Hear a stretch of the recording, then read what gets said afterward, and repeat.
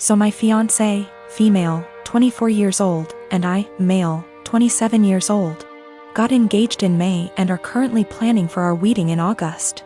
It's worth mentioning that I'm the sole earner because my fiancé is still in university. I've saved up decent amount of money to afford the wedding.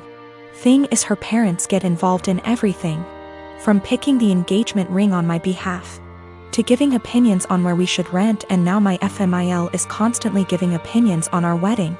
FMIL would follow up on everything we do and make negative comments on things like the best man, the guest list, and food. She told my fiancé she didn't like who I picked to be my best man and wanted me replace him after a big argument, but I said no, though my fiancé said we should have just done it. Mother-in-law also wanted me to uninvite people I wanted at the wedding so she could add more guests on her side of family. I said no to that also.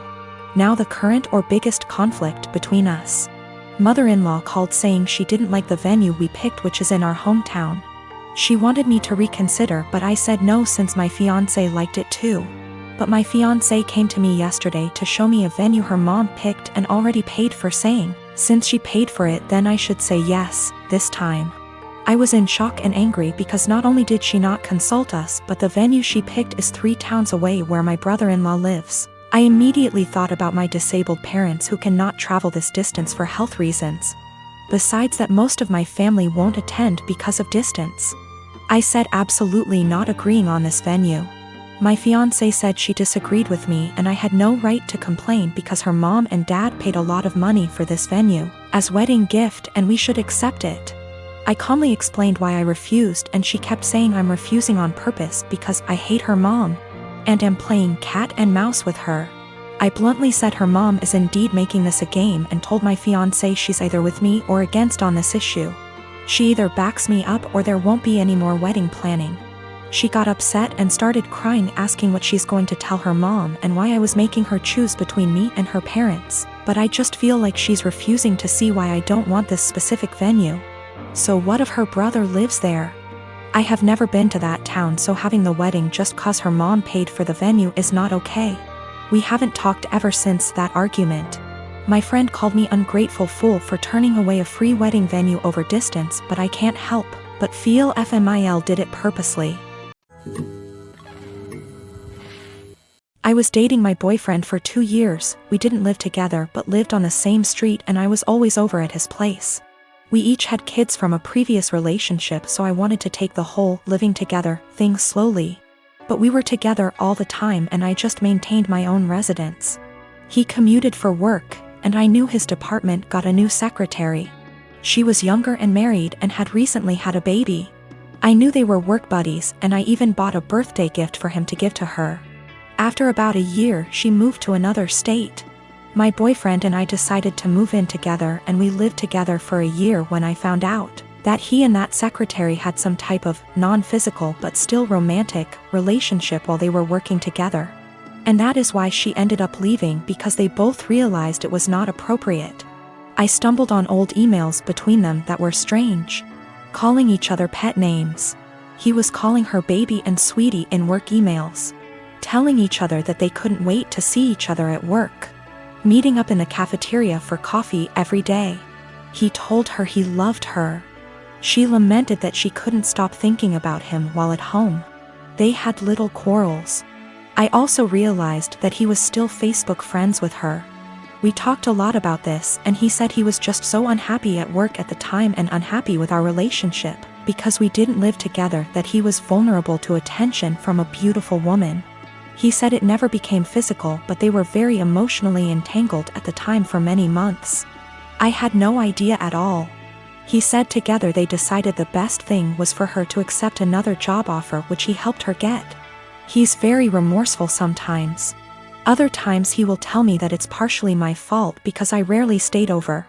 I was doing everything for him to help him out because I knew how busy he was and how stressful life was for him back then. He will also try to tell me I was too cold. I've tried to move past this. I told him he needed to delete her from Facebook, and he did. It's been over a year since I found out, but I still feel so much hurt and anger if I think about it, or if something triggers me. Even something as stupid as a movie where the man is hooking up with his secretary. It's been over a year of anger, fighting, hurt and drama, The man I thought I was with is not the guy who would speak to his married secretary like that. Should I just give up? I'm tired of feeling this way. I, 37M, have 3 girls, 8, 10, and 12. Their mother walked out on us for another man when our youngest was around 4. My ex still stays in contact, though, and pays child support. A few weeks ago while doing laundry, I saw red spots on my oldest's underwear. I asked her if she knew about it, and she cried and told me she tried to call her mom, but my ex didn't call back.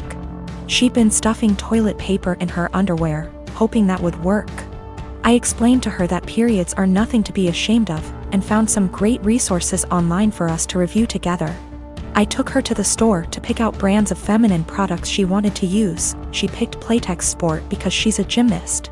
After we were done, I decided I should do the same thing with my other 2. My 12-year-old volunteered to be part of preparing them, and we made a whole night of it. It was wonderful. And I learned a lot. I even learned what a menstrual cup is, and how they benefit the environment. The other day, my ex called back. I'll usually arrange a video chat and leave the room so they can have some alone time, and when they're done chatting, I'll come back in to talk boring co-parenting stuff like school, bills, etc. This last time, my ex was furious with me for talking about periods with the girls. She shouted at me that I was sick and perverted. Why didn't I call her myself if I knew it was so urgent? I could have called one of their grandmas / aunts, but my mom has dementia, while her mom and sisters call me a loser because I teach kindergarten, so I'm not fond of them. My ex told me I was being immature and should have just toughed it out for the girls. This really pissed me off, so I shouted back that maybe if she wasn't such a deadbeat and answered her goddamned phone once in a while, she could have handled this.